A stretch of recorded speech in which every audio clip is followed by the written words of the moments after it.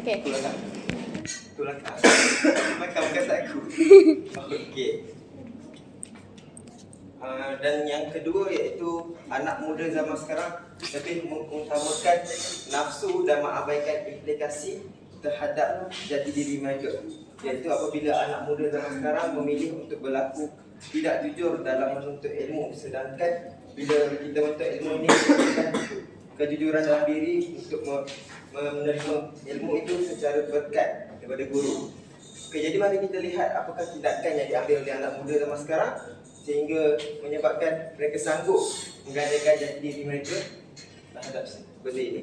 Okay, yang pertama iaitu mereka seringkali mengabaikan disiplin diri serta tidak menitik beratkan kejujuran dalam menuntut ilmu. Dan yang kedua, bebas berguru secara digital. Seperti yang kita tahu, di zaman digital ini anak-anak bebas berguru dan juga mereka lupa untuk mengesahkan bahawa guru yang mereka menuntut di laman sawang secara atas dan itu sama ada ilmu dan juga gurunya itu sahih ataupun tidak. Mereka hanya berguru dengan secara melulu sebegitu. Dan yang terakhir iaitu mengambil kesempatan atas ruang yang diberikan. Jadi dalam ketidakjujuran dalam menuntut ilmu, anak muda dan di era digital ini seringkali mengambil ruang yang telah diberikan, terutamanya selepas berlakunya pandemik COVID-19. PDP tidak dapat dilakukan secara langsung atau bersemuka dan telah diganti secara atas talian. Lalu anak muda ini mengambil kesempatan yang telah diberikan untuk berlaku tidak jujur dalam menuntut ilmu.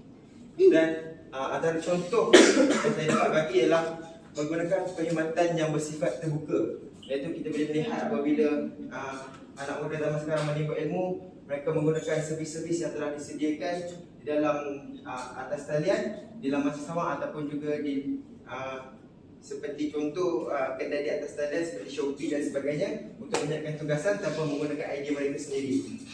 Seterusnya, bukan atas hasil usaha sendiri, dan mereka juga mendapat markah dan juga kecemerlangan yang mereka inginkan tanpa memerah otak mereka sendiri. Dan ini telah mengkhianati kepercayaan yang telah diberikan kepada para pelajar oleh guru-guru dan pensyarah itu. Seterusnya. Next. Kau kali. Cabaran yang kedua yang dihadapi oleh masyarakat digital pada masa kini ialah ketagihan media sosial. Saya pasti semua dalam bilik ini pasti mempunyai media sosial kan?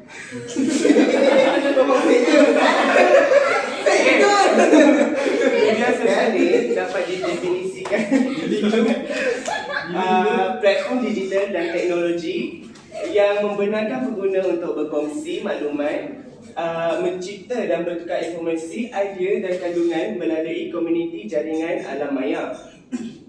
Contoh platform yang popular sekarang ni ialah TikTok, Facebook, Twitter, LinkedIn dan juga Snapchat.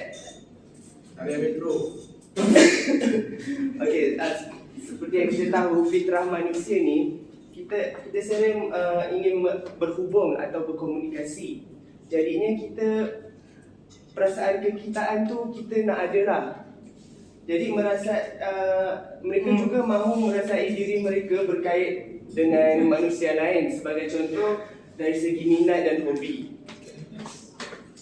Jadinya kewujudan media sosial ini telah mengubah cara kita berkomunikasi secara interpersonal.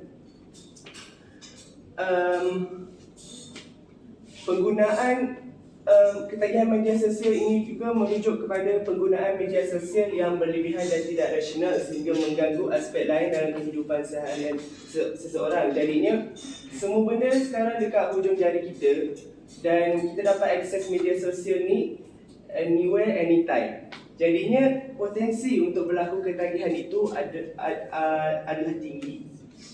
Jadinya ketagihan media sosial ni kita dapat tengok lebih ketara dalam kalangan belia. Sebagai contoh, pelajar.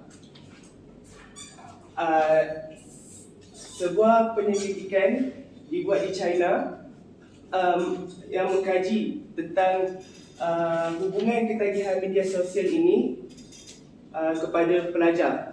Antara dapatan kajian ialah terdapat dua perkara yang dapat saya konklusikan. Yang pertama ialah hubungan antara ketagihan media sosial dengan kesihatan mental. Yang kedua ialah impak ketagihan media sosial terhadap prestasi akademik. Okey, hubungan antara ketagihan media sosial dengan kesihatan mental. Ketagihan media sosial ini ada mungkin berkait rapat dengan masalah kesihatan mental. Contohnya macam kita rasa rendah diri, depresi atau keresahan, atau lebih dikenali sebagai anxiety lah, anxiety disorder. Jadi mereka yang mempunyai kesihatan mental yang buruk ni, mereka menggunakan media sosial sebagai kekurangan mereka untuk berkomunikasi secara bersemuka. Jadinya mereka menggunakan media sosial ini untuk berkomunikasi dalam kehidupan sebenar. Jadinya jika mereka terlalu bergantung kepada media sosial ini, mereka menjadi ketagih sebab kebergantungan yang berlebihan, sehingga berlakunya ketagihan. Yang ketiga, impak ketagihan media sosial terhadap prestasi akademik.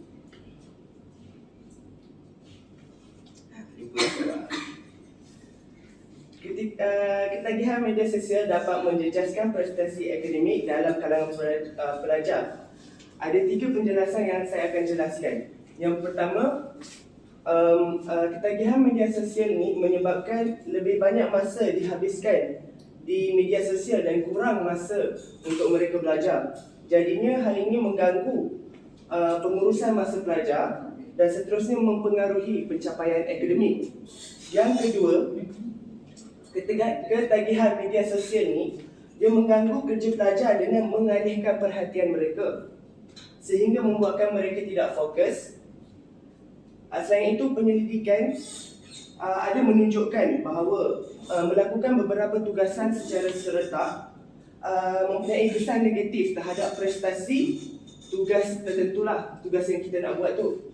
Jadi yang terakhir, memandangkan pelajar dengan ketagihan sosial mungkin mudah terganggu, jadi mereka mungkin menghadapi kesulitan dalam mengesan dan mengingati apa yang mereka pelajari. Itu sahaja daripada saya.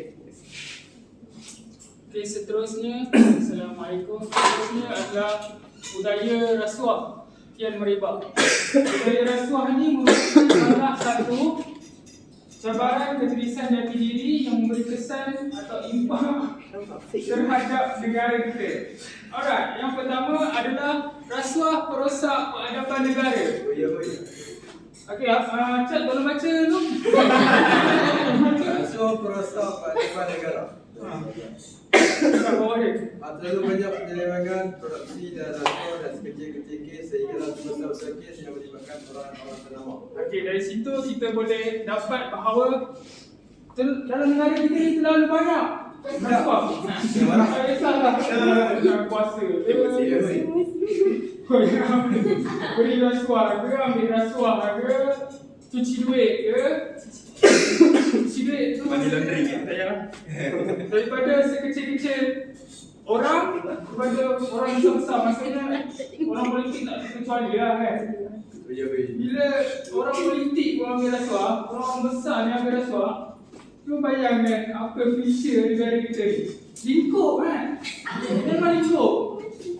Lepas tu yang kedua, berkaitan dengan larangan Allah Subhanahu Wa Taala. Ayat kan? Diambil daripada surah Al-Ma'idah ayat ke-42. Sila baca. Larangan rasuah ni diambil daripada celaan Allah Subhanahu Wa Taala terhadap kaum Yahudi yang terbiasa ambil rasuah. Dalam surah Al-Ma'idah ayat 42. Orang boleh rujuk lah. Ataupun maksudnya mereka sangat suka mendengar berita-berita dusta, sangat suka memakan segala yang haram, rasuah dan sebagainya. Oleh itu kalau mereka datang kepadamu, maka hukumlah di antara mereka dengan apa yang telah diterangkan oleh Allah Subhanahu Wa Taala. Atau berpalinglah dari mereka, maksudnya pahala mereka kan. Dan kalau engkau berpaling dari mereka, maka mereka tidak akan dapat membahayakan sedikit pun. So kalau kita tak layan orang, kita tak boleh buat apa kita kan. Cik, mana ambil tak sendiri.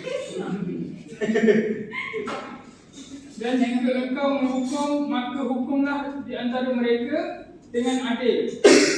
Kerana sesungguhnya Allah mengasihi orang-orang yang berlaku adil.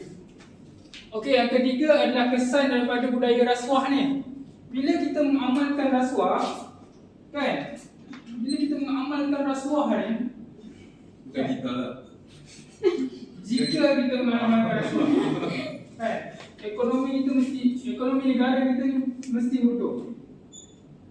Bila ekonomi dia terjadi apabila negara kita terbalik dengan rasuah. Contoh, tak benar ha. Negara kita terbalik dengan rasuah.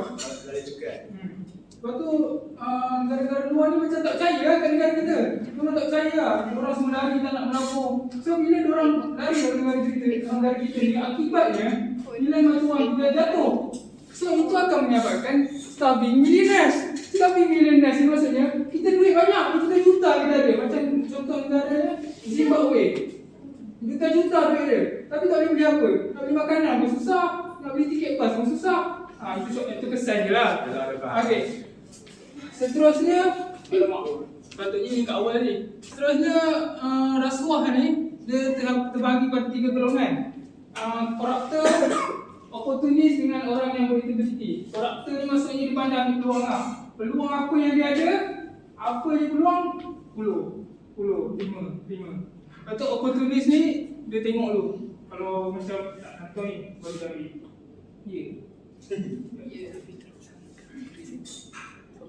Oportunis ni dia tunggu dan lihat. Maksudnya kalau ada orang hulur baru dia. Tapi dia takut-takut lah sebab dia macam dia bukan koruptor yang sebenar kan. Dia bukan KYS, koruptor yang sebenar. Jumlah ni tak. Dia bukan KYS. Kalau orang yang berintegriti ni dia macam terbaik, dia ada prinsip hidup. Kau bagilah RM1 pun, kalau RM1 siapa dah nak ambil kan. Kau bagilah RM1,000 pun tak nak.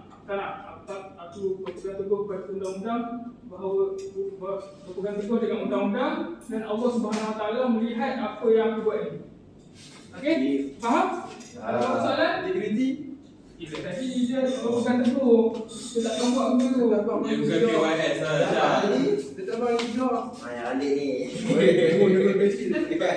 Okay, faham? Dekat sana. Faham? Ya. Okey. Next slide. Okay, selepas membincangkan beberapa cabaran dalam cabaran fitri sejati diri ini, so sekarang kita akan tengok juga penyelesaiannya untuk masalah-masalah cabaran yang ada dalam masyarakat digital. Tapi kita akan lihat secara umum lah. Kita tak akan fokuskan one by one. So antaranya kat sini kita akan ada penyelesaiannya dengan memperkatakan undang-undang dalam negara. Kenapa saya cakap macam tu?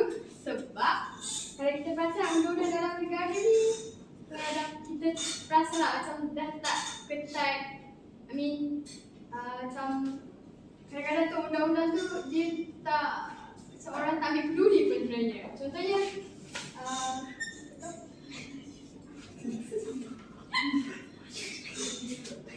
contohnya kalau kita lihat macam dengan current issue yang sekarang, macam masalah rumah tangga ke kan. So mahkamah tu kadang-kadang dia orang ambil masa yang lama kan untuk settlekan satu masalah tu. Padahal sudah lagi bersuluh benda tu salah, ni dia orang nak bebas. Jadi dia orang nak tunggu nak kumpul bukti lah, apalah, semualah. Macam lepas ni dia orang macam pandang undang-undang tu tak berat sangat. Like kalau betul-betul dia orang pandang serius dengan orang itu, of course dia orang akan directly terus hukum orang yang bersalah tu. So apa yang kita nak tahu kat sini, undang-undang atau peraturan dalam hidup kita ni sebenarnya direka untuk mentadbir dan mengatur orang serta memajukan masyarakat. Kehidupan kita sekarang ni sudah pasti akan menjadi hura-hara dan tak terkawal. Also tak aman kalau macam tadi lah yang undang-undang tu kita tak ambil berat kan, just pandang sambil lewa. Undang-undang ni sebenarnya dicipta untuk memajukan masyarakat.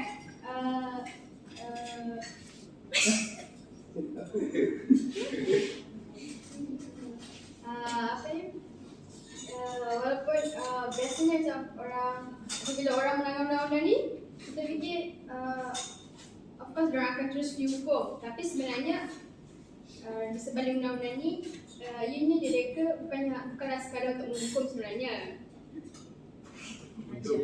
Tapi sebenarnya untuk memberi pengajaran lah, lebih kepada memberi pengajaran supaya benda tu takkan diulangi oleh orang-orang lain. Serta peringatan. Okey. Matlamat utama semua undang-undang dan sistem perundangan adalah untuk sebenarnya mewujudkan piawaian dan sekatan pada setiap aktiviti supaya setiap orang dalam masyarakat ni akan mematuhi peraturan yang telah ditetapkan oleh perlembagaan dalam negara kita. So, nak tak nak, kita semua kena ikutlah undang-undang ni supaya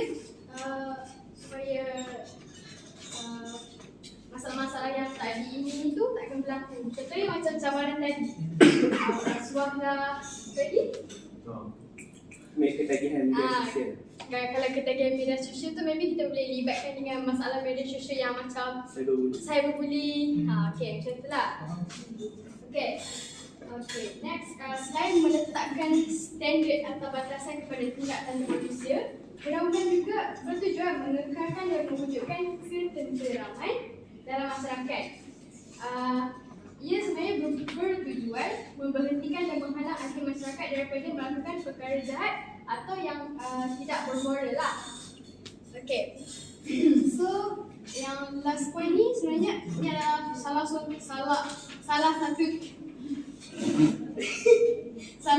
contoh akta yang telah digubal dalam perlembagaan, iaitu Seksyen 2331 kurungan 1 Akta Komunikasi Penguatkuasaan Undang-Undang dan Multimedia 1998, di mana dalam akta ni jika seseorang tu tidak didapati bersalah, ianya boleh didenda sebanyak RM50,000 atau dipenjarakan tidak melebihi setahun atau kedua-duanya sekali. Okey, masalah yang dalam akta komunikasi ianya merangkumi yang macam cabaran yang Lokman ceritakan. Media sosial. Media sosial contoh yang cyberbullying tu.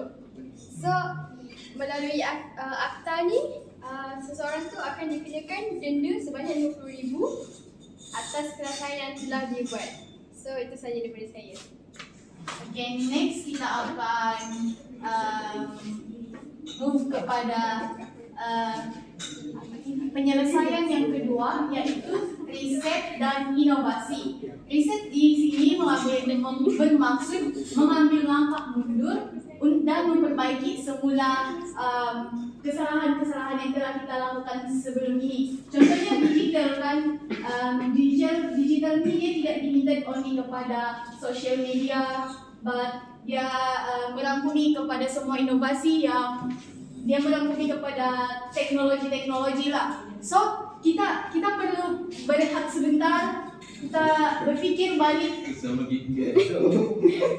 Kita fikir balik di mana benda, di mana silap yang kita buat di situ. Jadi kita perlu take a break lah for a moment. Tujuan dia supaya kita dapat merefleksikan diri dan mempertimbangkan semula impak digital kepada masyarakat. Jadi apabila kita melihat ada kesalahan, kita melihat di sini benda, di sini tempat yang kita telah salah, so we need to memperbaiki semula lah. Contohnya, kita ambil contoh anak-anak yang dilahirkan generasi Z ni lah. Diorang lahir sejak pegang apa? Pegang telefon. Lepas tu didedahkan dengan YouTube lagi TikTok. Yes, semua tu lah. Dia macam benda-benda yang diorang tidak perlu bersusah payah sudah. Diorang just buat ke benda without diorang perlu bersusah payah. Jadi diorang tidak tahu bahawa benda-benda tu actually membawa kepada kesan negatif kalau sekiranya mereka terlalu didedahkan dengan benda tu lah. So, kesan daripada riset ini, dia dapat mengesan kesan-kesan negatif pendedahan yang melampau dan tidak terkawal oleh teknologi digital. Okay, secondly, dia dapat memperbaharui tanggapan atau mindset lah dengan cara penggunaan digital yang salah, terutamanya dalam kalangan pelajar sekolah rendah and also generasi-generasi yang sekarang yang masih kecil nih, termasuk kita lah. Okay, next. Okay, tanggung jawab riset ini perlu diambil oleh guru-guru. Kenapa guru-guru? Yes. Apa? Okay, guru. Kenapa guru-guru? Sebab guru-guru ini adalah orang yang paling terdekat dengan siapa? Ya, generasi sekarang. Diorang adalah orang yang paling terdekat lah. Ibu bapa juga bertanggung jawab. Diorang cuma terfokus kepada anak mereka.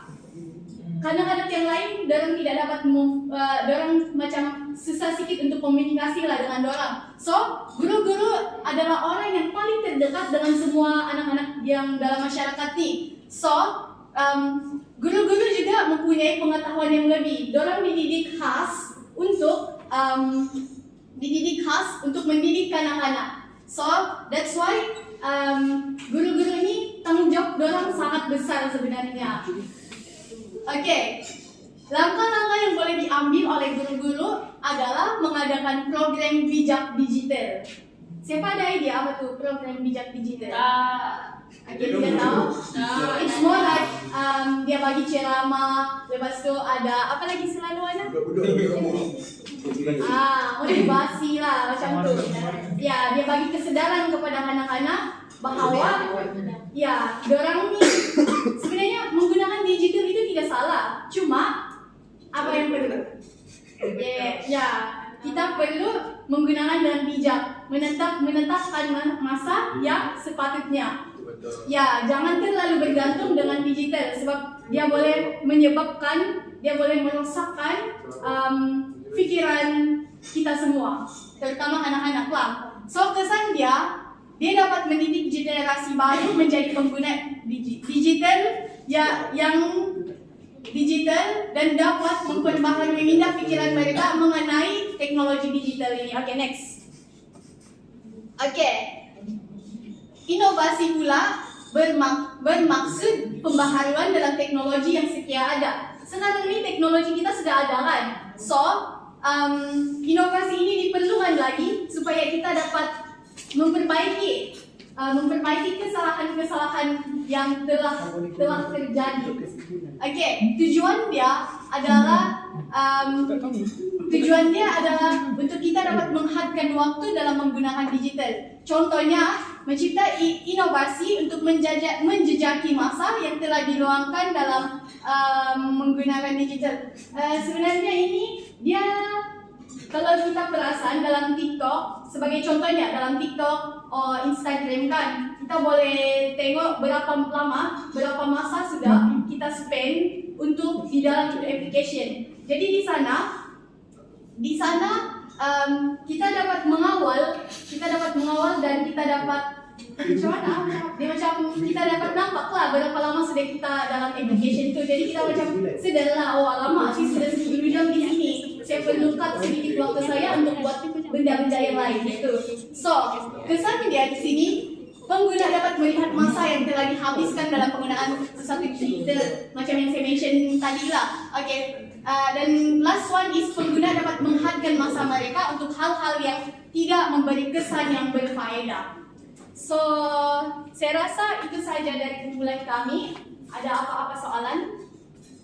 Kejap, ada kesimpulan pula. Okay, kesimpulannya, kemajuan teknologi digital membawa banyak faedah kepada kita. Setuju tak? Setuju. Kamu boleh hidup tak tanpa digital sekarang? Sangat sesangat. Namun, penggunaan yang tidak terkawal, penggunaan yang tidak terkawal atau tanpa batasan juga menyebabkan ketirisan jati diri dalam masyarakat. So, ya itu saja. Ada soalan? Chan? Silakan. Soalan. Ketirisan jati diri. Tadi dah sebut Section 273 kurungan 1 atau kurungan 10 dengan pasal undang-undang multimedia. Itu saja. Pada tahun 1998, tak lama sangat undang-undang tu. Lama sebenarnya. Sebab masa tu dia tak ada lagi media sosial macam lah. Masa tu dia pakai surat bank ni. 1998 tak ada media sosial. New one. TikTok dah tentu. Tak ada lah. IG dah tentu. Aku ada ada YouTube. Ya. Sebenarnya kalau ikutkan okay, kalau ikutkan akta tadi yang di Google tu, ia bukannya fokuskan dekat media sosial je. Faham tak? Dia yang merangkumi dalam digital. Digital tu bukannya kita fokuskan dekat media sosial, banyak lagi sebenarnya yang merangkumi dengan dalam digitalnya. Contohnya contohnya okay, macam Wikipedia ke apalah yang berkaitan website-website. Macam tu lah digital tu. Ya. Jadi define betul-betul apa yang dimasukkan dengan masyarakat digital. Siapa yang buat benda tu? Adakah masyarakat digital itu hanya tertakluk kepada pengguna media sosial? Apa maksud digital tu? Apa relate dia dengan ICT? Kita orang cakap masyarakat akhir zaman. Akhir zaman? Kalau kamu boleh define masyarakat digital dengan betul, insyaAllah kita akan faham atau komunikasi. Apa yang saya rasa lah, apa yang saya faham, masyarakat digital ni sebenarnya masyarakat yang mengaplikasikan teknologi-teknologi moden dalam kehidupan seharian mereka. So, bukannya dia Adakah teknologi semata-mata? teknologi dan Kemajuan diskredit. kemajuan yang Teknologi informasi dan maklumat. Ya, dia berbalik kepada ICT, Communication, Information, C, Communication, Teknologi. So apa saja yang melibatkan tiga perkara tu, dia tertakluk kepada Akta Komunikasi Penguatkuasaan Undang-Undang. Okey. Jadi di Komisi 4.0, kemudian AI dan lain-lain, dia tertakluk kepada undang-undang yang telah diubah pada asalnya lah. Okey. Jadi bukan isu media sosial semata-mata. Ruang lingkup dia lagi besar. Sebab tu kita bertanya. okay, ada lagi soalan? Soalan yang bagus. Soalan seterusnya. Saya soalan. Dia ni kan budaya giling-giling kan? Okey. Dia terpilih je. Bukit tu pilih. Itulah saya selalu usyur kampung giling-giling. Office saya kat situ. Jadi ada yang tertangkap. Okey. Jadi budaya healing-healing ni, kamu rasa itu, kalau saya lah sebagai orang yang dah tua ni, kamu rasa ada tak kaitannya dengan budaya jati diri kita? Resilient skill kita. Sikit-sikit dia healing, sikit-sikit dia healing. Maksudnya budaya healing tu, adakah itu menunjukkan kita ni kurang jati diri? Sikit-sikit dah kena healing. Lemah. Lemah. Saya rasa itu. Kalau aku yang aktiviti macam healing tu, saya tak rasa macam yang menunjukkan seseorang tu dia sedang mengalami depress ke apa ke. Tapi saya rasa macam maybe dia just nak Memerlukan masa. betul kan? Maksudnya masyarakat kita sekarang memang tersakiti betul tak? Tak lah. Betul tak? Dia seharian dia buat kerja tengok laptop. So, untuk release daripada masalah macam tu, dia untuk tenangkan our refresh balik, dia pergilah tengok benda yang jauh kan. Yang dia suka lah. Adakah itu memang budaya healing yang sepatutnya dalam kita membina resilient skill jati diri kita? Yang boleh. Apa tadi? Boleh Sama sebab budaya romanticism ni banyak sangat. Tidak, romanticism ni maksudnya kalau tengok quote-quote tu diromantikkan. Bukan romantik ni faham dalam konteks cinta. Maksudnya kita hyperbola kan. Kan? Banyak sangat budaya yang healing tu. Kenapa kita terlampau perlukan healing proses yang terlampau banyak? Sebab terlampau banyak bahan macam tu, adakah itu menunjukkan kita kurang jati diri? Saya rasa dia orang ikut trend tu. Betul tak dia mempengaruhi dengan orang Bagus sekalian. ataupun tidak sebenarnya budaya itu untuk diteruskan? Banyak tidak. Dia ada kaitan dengan So, mana yang lebih banyak? Baik tu baik kan? Bagi saya kebaikan lebih banyak. kalau stand lah, standpoint kamu rasa kenapa kamu rasa kebaikan tu lebih banyak? Sebab dia ambil masa untuk appreciate diri sendiri dia meninggalkan semua macam medsos atau any pekerjaan dia kasih tinggal untuk dia berehat sebentar daripada untuk dia berehat sebentar dari kesibukan dunia. Okey. Kalau kamu yang lain, budaya ini ataupun silent kita tentang ini. Silakan. Budaya healing dia berasal daripada dan healing ni bila kita nak healing dalam sebenarnya penyembuhan. Mungkin kita baru lepas Sarawak, baru lepas tinggal rumah, baru lepas belajar, kawan-kawan. Jadi proses healing ni semua orang kena ada proses healing. Tak kisahlah duduk dekat apa namanya? Kira high. Duduk tepi pantai ke, duduk tepi sungai ke. Sebab healing ni banyak, bukan duduk saja tengok pemandangan. Kan, dia just macam take your own personal time. Kalau kita nak macam kita pergi jogging pun kita healing. Ini kan. Kita buat motor tak pergi jauh, healing. So bagi saya soalan ni bagus ke tak kan? Bagi saya healing tu satu proses yang bagus lah. Sebab contoh kalau kita tak healing, kita stres, fikir pasal benda tu lama sangat. Contoh kita baru pindah rumah, kita rindu orang kita. Tapi kita hidup macam biasa je, pergi kerja tak healing, pergi kerja, lepas tu buat study, tak ambil masa untuk diri kita. Maksudnya kita tak kesian lah kat diri kita. Maksudnya kerakusan dunia terlampau menghentang kita. So, bila bukan masa untuk adapt dengan perkara tu, bukan healing time ataupun masa penyembuhan. So, kita boleh bagus untuk kesihatan diri, kesihatan fizikal dan kesihatan mental. Tapi budaya healing yang wujud sekarang ni, kamu rasa adakah itu mencapai kepada maksud healing to take your own personal time? Dia lebih kepada media sosial. Adakah dia just jadi macam culture, part of culture? Orang healing dia boleh healing, dia tak tersakiti pun. Saya rasa Dia orang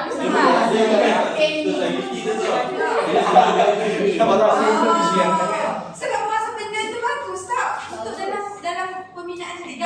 Healing yourself is good. Take a personal time, you take a pause and then you fikir balik, you reflect, dan itu sebahagian daripada apa yang disuruh oleh Al-Quran.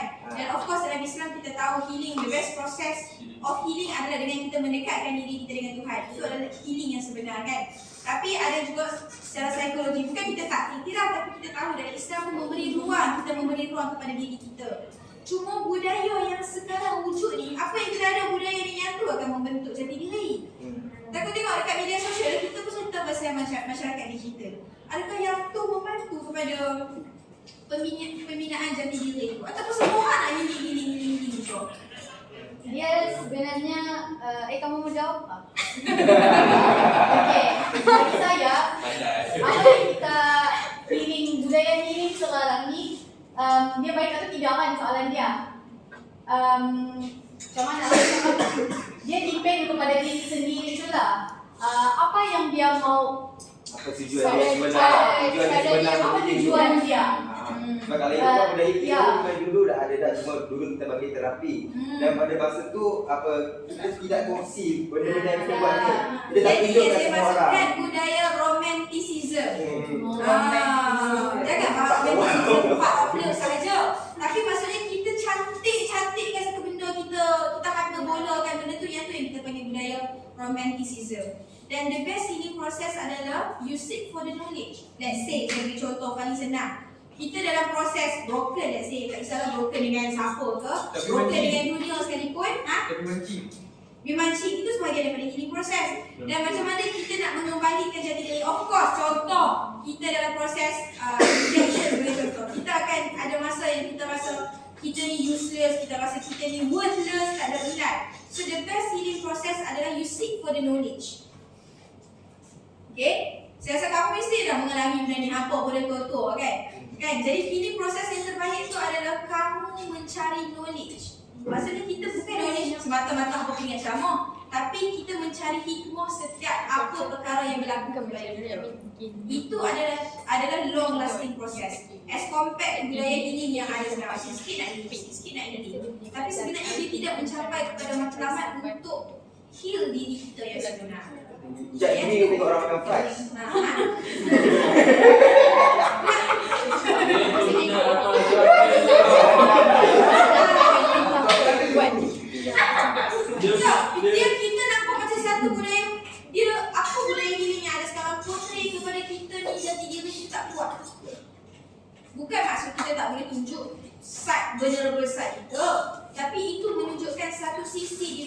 ni senang sangat untuk jatuh.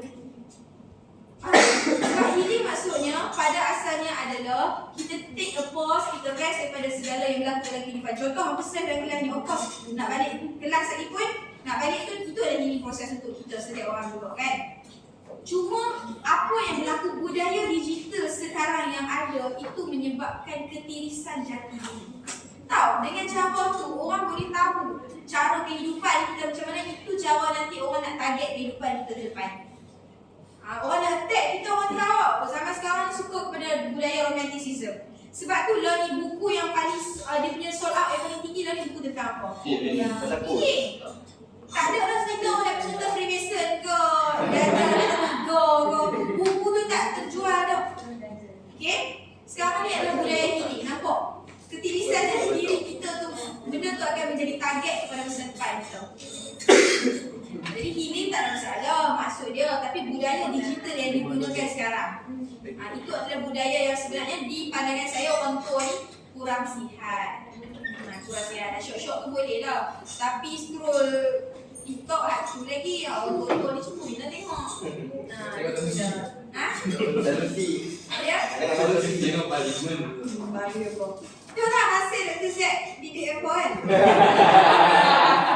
Dr. Z dah sia-sia lah. Bagus. Okey. Lagi soalan? Terima kasih. Sabar. Korang tak bisa apa ni? Kita nak masuk kan? Ya. Soalan saya. Baca dulu. Baca dia. Dia tulis semua baca. Kita kau. Oh kau. Okey, soalan dia berbunyi. Oh, ini kita bagi soalan semua. Ya. Oh, ini kami bagi soalan dengan kamu lah. Kamu ada soalan apa lagi sebelum kami tanya?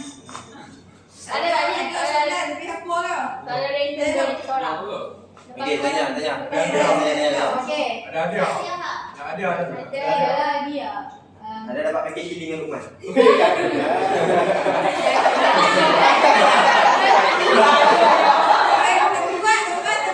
Tempat. Tulis. Academy High.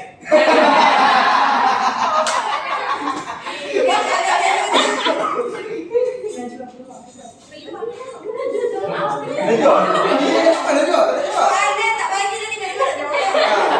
Lukman. Okey, jawab.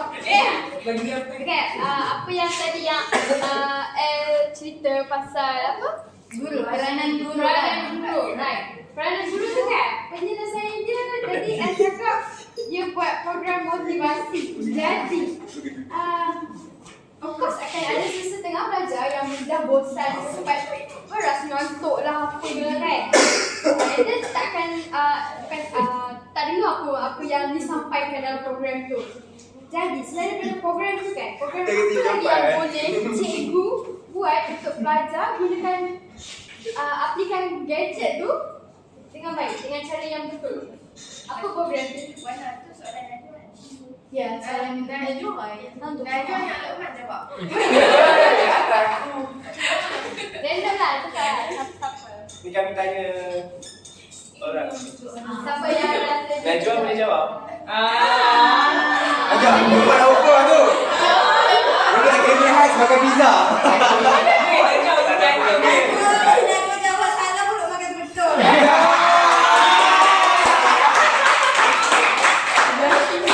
Kenapa blushing?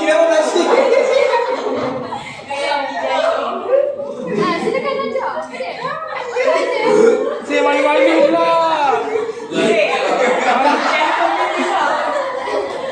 Hafiz, tahu ke apa? Aku dah soalan. Oh, Jawab lu. Dia jawab. kita nak jawab. Okey, Hafiz jawab. Baru bagi soalan. Jawab soalan tadi baru bagi soalan. Apa selain daripada program motivasi untuk memanfaatkan gadget tu, apa selain daripada apa program lain? Pertandingan mewarna. Apa program yang boleh menarik budak sekolah? Lari dalam gunung. Saya daripada ceramah lah sebab sekali ceramah Sebab Selain dia ceramah, campaign. Campaign. Ceramah. For example, apa lah? Tak ada jawab itu. Okay, Oh, Sophie nak healing dengan Lokman. Panggil influencer. Panggil influencer, oh betul. Bagus. Apa? Amanah Zahan. Ya. Saat influencer tu siapa? Media sosial kan?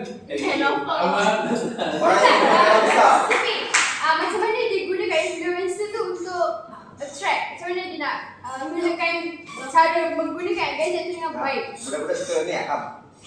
Ni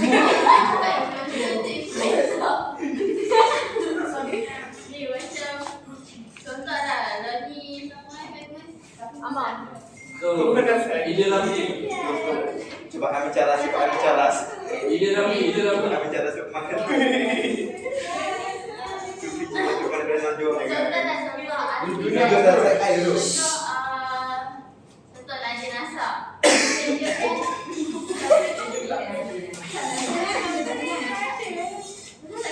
Bagi yang famous sikit aku nak. Aku famous tu.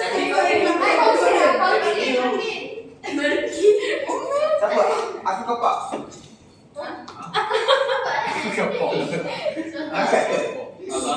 Apa baru? Bagilah Sophie explain. Contoh lah nak jenazah kan.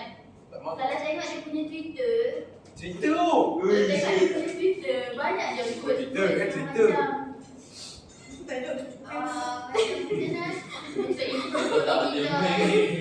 Ini dah web ke tak? Asal kau Masyarakat digital. Editor guna digital untuk Spread. spread positif. Positive. Motivated words. Betul tak? Aku try. Aku proses lagi. Okay. Bagus. Nanti Puyo. boleh claim. Dah sudah. Kita Rumah dia yang cara. Nak claim apa? Nak claim apa? Dia main. Dia pertama. Tak boleh tau, tak boleh. Dia jawab lah. Rumah dia yang cara. Dah dah saya. Kita air dah. Okey. Sudah. Ikan ada lagi kamu okey. Soalan ada saya. Jadi orang petik saya guru tu kan. guru. Guru. Saya cikgu. Ya. Anak dia dah jadi apa tak ingat kan. Okey. Bila anak saya kecil tu orang tu dia ada apa? Dia tahu semua nak play. Contoh tu. Semua nak play. Semua apa? Dah. Lebih lagi kecil apa? Ah ni, walaupun mak dia cikgu. Anak dia teruk dah kita lagi. Dah ada semek ni. Betul. Mak dia cikgu. Macam mana? Apa persoalan dia? Soalan dia tu mak dia cikgu. Ni. Jangan ya. Kakak. Budak-budak kita dedah dengan pegawai lah. Sedangkan mak dia daripada orang tua mana sekarang. Sedangkan mak tu sebenarnya pendidik, tapi anak dia tak terdidik. Dah dia kena jadi. Anak dia tak terlebih terdedah. Awak tu lebih tidak. Macam mana nak buat? Mak dia cikgu. Wah, tak nak balik tu. Dah tak mau lagi? Kalau nak buat lain tu. Sebenarnya itu kan, sebenarnya itu bukan. Tak mau ada video. Assalamualaikum. Saya seorang pemalu. Soalan yang kedua, kalau kita terfikir sejenak. Itu bukanlah permasalahan daripada mak dia cikgu ke, mak dia bukan cikgu ke, tapi Mak dia teacher ke? Jadi, Mak dia ni cara apa dia boleh tahu. mungkin kalau mungkin sikit lah. ya, parenting skill. Mungkin kalau mak dia ditakdirkan mak dia bukan cikgu. Mak dia apa ni? Angkasawan. Mak dia angkasawan.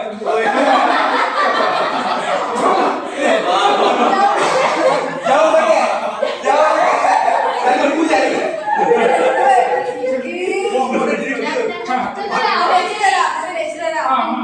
Mak dia lecturer. Ditakdirkan mak dia lecturer. Orang cerita. Saya dah masuk dalam. Kalau anak dia nak jadi macam tu, maksudnya dia tak ada kaitan dengan kerjaya mak ayah dia. Maksudnya parenting skill mak ayah dia tak mak ayah dia. Tapi dia cikgu, maksudnya dia mesti dah ada skill. Kalau cikgu dia train teachers. Tak kan? Dia tak cukup masa. Tapi dia nak jawab lah. Tak. Okey. Okey. Okay, cikgu kan tadi.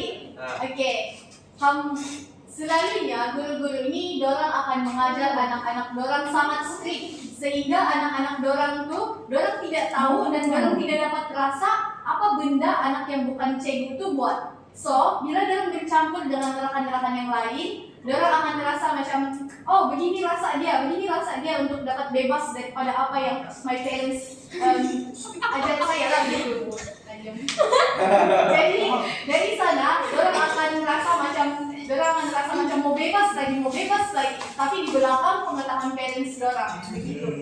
Jadi di situ dorang akan perangai dorang tuh akan menjadi lebih macam garuk lah daripada anak-anak yang lain. Sebab anak-anak yang lain itu dorang merasa benda itu biasa saja, kami sudah rasa nih dari kecil bilang. Jadi kami tidak perlu lagi rasa yang macam mau daripada ini gitu. Saya punya Jangan trik ni. Itu ada Nampak ni, tapi Tanya aku ni. okey, kalau ada yang budak yang teruk itu sepupu saya lah. Aku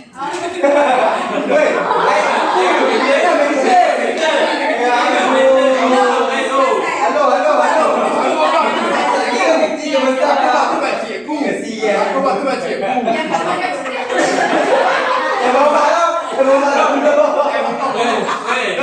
tau. Ni makcik saya, makcik dia tu. Anak saya budak. Contoh, soalan berbicara ni memanglah kawan lah. Contoh. Apa? Tu air tadi. Tapi tu Tidak ada antara yang kamu rasa yang sangat prominent lah sampai kamu rasa okey. Bukan nama sebenar. Dah bukan. Dah bukan. Contoh, kalau dia seorang. Tu orang lain ni, adik-beradik, sepupu dia semua dari jauh. Main awal elok. Main tepuk dengan dia teruk. Dia macam pengaruh, dia pengaruh dengan anak saya. Dia pengaruh ni, dia balik dah. Power aku Macam aku kan. Belajar kan dia. Macam contoh aku kan. Adik aku memang tinggal pokok, mak aku sendiri kan. Dah lawan, tapi buat elok lah. Adik aku pun dia elok lah. Ada orang dia elok. Saya nak soalan dia. Sebabkan saya pun juga seorang guru. Okay? Jadi kita tak dapat nafikan berkaitan dengan pendidikan kita boleh terapkan. Okay? Dan tapi kita tak dapat nafikan. Okay, mungkin di waktu kita boleh acquire knowledge parenting skill soalan macam-macam kita boleh buat. Kita boleh. Okay? Dan salah satunya, okay, cikgu ni mesti bukan dia. Saya betul ada cakap. Kadang anak kita tak sempat nak didik, kita didik dengan orang lain. Betul. Dan kita serahkan anak kita tu untuk orang lain juga yang mendidik. Jadi satu disebabkan kesibukan. Kemudian menjadi seorang anak ni adalah bukan satu benda yang kita kata ada A to Z punya guideline. Setiap anak ni dia sangat orang kata cabaran dia berbeza lah. Mungkin kita boleh apply ilmu yang sama kepada anak A, B, C. Tapi ada kejadian anak tu kan sama. Tak sama sebab exposure dia. Kemudian dia punya well-being, kehidupan dalam hal dia tak tahu. Kita mungkin bagi daripada exposure yang sama tapi penerimaan tak sama. IQ dia berbeza. EQ dia berbeza. SQ dia berbeza. Okay? Jadi dalam hal ni kan masalah mood mungkin masalah mood faktor lain, faktor keluarga, faktor didikan dan lain-lain. Tapi yang penting setiap anak tu dia akan ada kita panggil traits dia yang berbeza. Itu adalah cabaran dalam pendidikan anak-anak. Kita boleh bagi sama kata A sampai Z, tapi tak semestinya penerimaan dia itu sama. Kita ni fikir nak ubah orang, kita nak ubah anak kita, tapi sebenarnya kita ingat intervention, God intervention. Sebab tu pentingnya ada ngomong dengan dia. Kita bukan ilmu psikologi, tapi kementerian anak itu bukan bergantung 100% kepada kita. Kita mampu berusaha, kita mampu berdoa. Okey? Nak sama semua kali ni macam ni. Semua nak keluar dari akal saluan. Setiap individu ni unik. Dia unik dengan cara dia masing-masing. Dan didikan yang diberikan kena sesuai dengan konteks anak tu sendiri. Kalau kita digital ni lagi lah banyak penyakit yang bermacam-macam. Cabaran. Mak mungkin tak berikan kat anak tapi dia kutuk orang lagi tau. Cabaran juga tu. Jadi setiap anak tu fleksibel, dia perlukan cara yang berbeza kita nak didik anak. Okay? Mungkin dekat abang tu mungkin boleh tegaskan sikit. Kadang kamu pasal dalam kita adik-beradik ni, kadang dekat kita masa tu tak adil. Mak kita bagi dekat orang lebih dekat kita kurang. Pasal tak? Pasal kan adanya kalau apa dah besar dah, aku rasa macam benda tu apa dia boleh rationalize.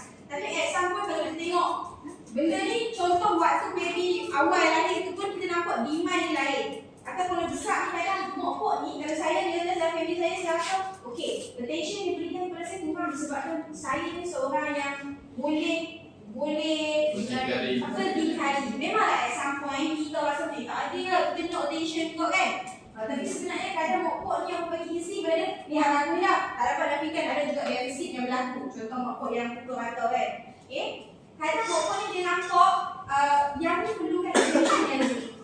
Contohlah anak kecil lagi attention dia lebih lah berbanding yang besar. Kadang macam tu. Tapi tak dapat nafikan ada certain case yang tak ada pun betul ada yang berlaku. So kita semakin besar macam ni, kita boleh rationalize tak?